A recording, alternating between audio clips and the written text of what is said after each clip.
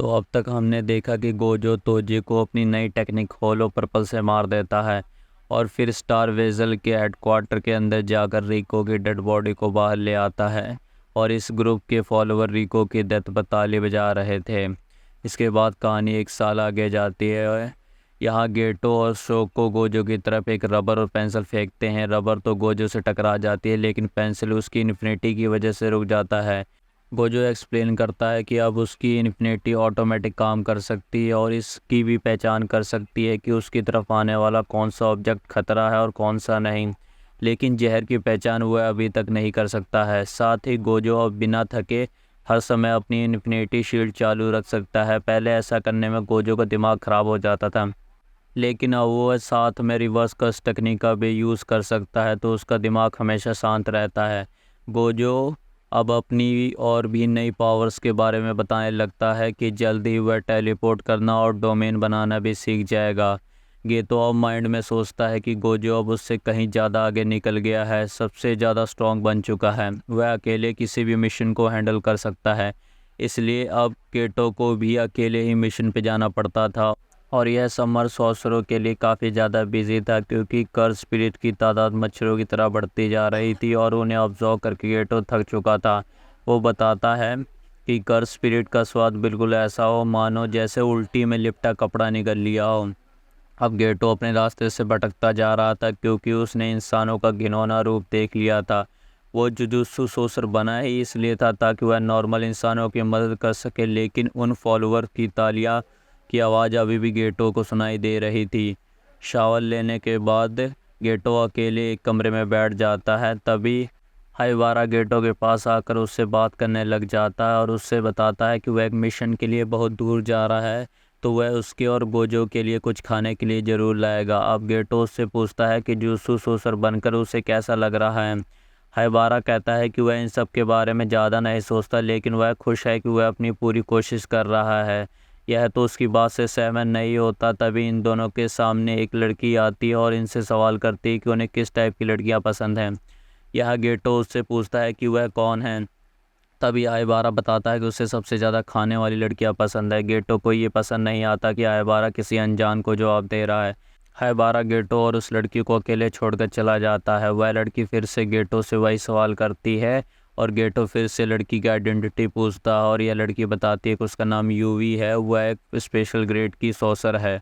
गेटो यूकी के बारे में जानता था। यूकी का जुजुत्सु हाई से कोई लेना देना नहीं था और ना ही वह जुजुत्सु हाई से कोई मिशन लेती थी। उसे अकेले काम करना पसंद था। यूकी बताती है कि जुजुत्सु के लोग सिर्फ बीमारी का इलाज करते हैं जबकि वह बीमारी को जड़ से ख़त्म करना चाहती है, यानी वो एक ऐसी दुनिया बनाना चाहती है जिसमें कोई कर्स स्पिरिट ना हो।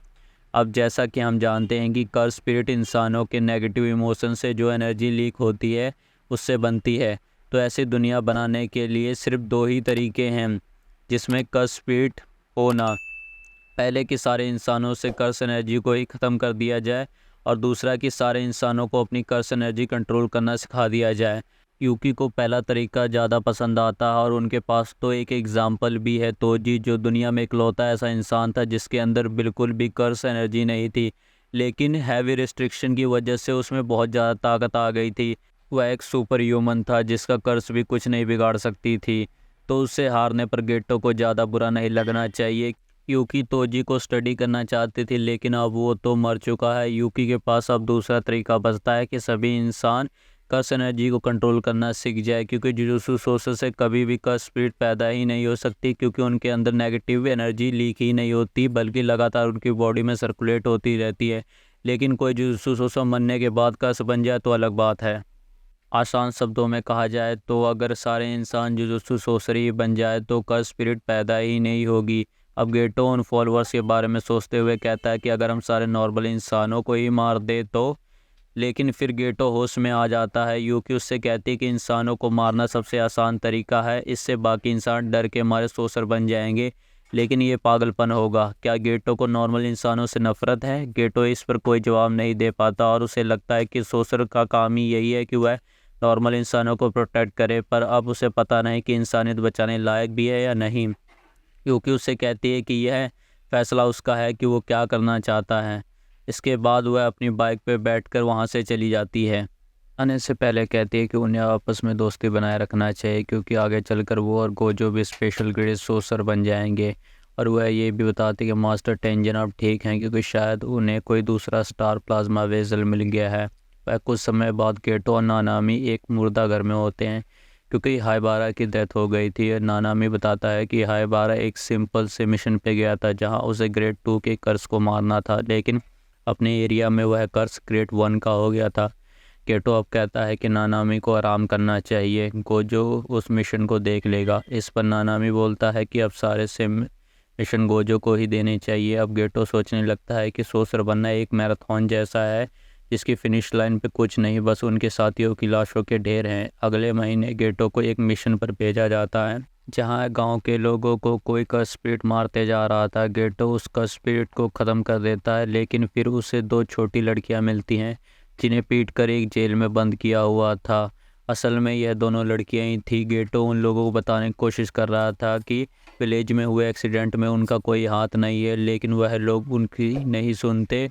उन लड़कियों को मॉन्स्टर बनाने लगते हैं और यह भी कहते हैं कि इन्हें पैदा होते ही मर जाना चाहिए था। अब गेटो का पूरा दिमाग ख़राब हो जाता है और वो अपनी ट्रू फीलिंग को अपना कर फैसला कर लेता है। इसके बाद वह अपने कर्स को निकाल कर उन गाँव वालों को मार डालता है। वह पूरे 122 लोगों को मार देता है और वहां से चला जाता है। कुछ समय बाद यह पता चलता है कि यह सभी लोग गेटो की कर्स मैनिपुलेशन टेक्निक से मरे हैं, जिसके लिए गेटो को मौत की सज़ा सुनाई जाती है। टीचर यागा यह न्यूज़ गोजो को देते हैं और दोनों में से किसी को इस पर यकीन नहीं होता है कि उनका दोस्त इतना घिनौना काम भी कर सकता है। गेटो ने अपने खुद का विलेज भी नहीं छोड़ा था और उसने अपने पेरेंट्स तक को भी मार दिया था। यह सुनकर गोजो को बिल्कुल भी अच्छा नहीं लगता। इसके कुछ टाइम बाद शोको की मुलाकात गेटो से हो जाती है। वह दोनों काफ़ी नॉर्मल तरीके से बात कर रहे थे। शोको गेटो से पूछती है कि उसने ये सब क्यों किया, जिस पर गेटो बताता है कि वह एक ऐसी दुनिया बनाना चाहता है जिसमें सिर्फ जुजुत्सु सोसर हों और उसे पता है कि कोई भी उसकी बात नहीं समझेगा।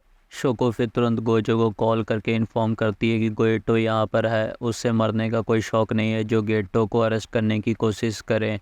थोड़ी देर बाद गोजो यहाँ पर आ जाता और वह गोजो उससे पूछता है कि वह सच में सारे इंसानों को मार देगा, अपने पेरेंट्स को भी। केटो उसे भी वही जवाब देता है कि वह एक ऐसी दुनिया बनाना चाहता है जिसमें कोई कर्स ना हो और ना ही कोई नॉर्मल इंसान। इसके लिए वह अपने पेरेंट्स को भी मार चुका है। गोजो अब उसके सिद्धांतों पे सवाल उठाता है, जिस पर गेटो कहता है कि उन सब लोगों की मौत किसी कारण से ही हुई है।